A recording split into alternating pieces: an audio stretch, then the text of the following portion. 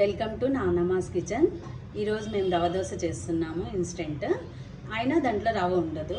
దానికి కావాల్సిన ingredients: 1 glass బియ్యం పిండి, సగం గ్లాసు గోధుమ పిండి, 1/4 గ్లాసు శనగపిండి.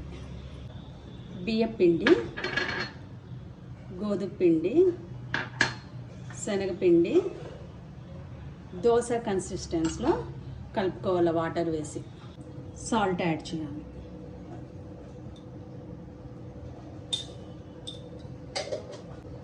వాటర్ కూడా యాడ్ చేసుకోవాలి.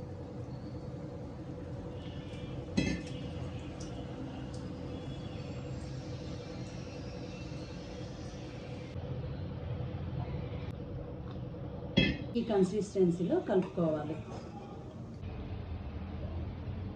పాన్ పెట్టి ఆయిల్ హీట్ అయ్యాక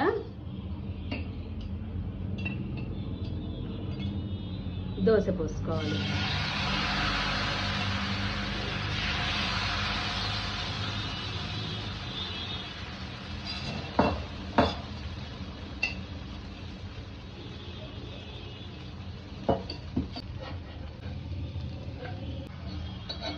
దోశ రెడీ అయింది.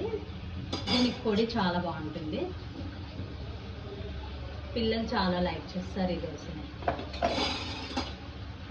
వేసిన తర్వాత కొంచెం నెయ్యి వేస్తే చాలా బాగుంటుంది దోశకి.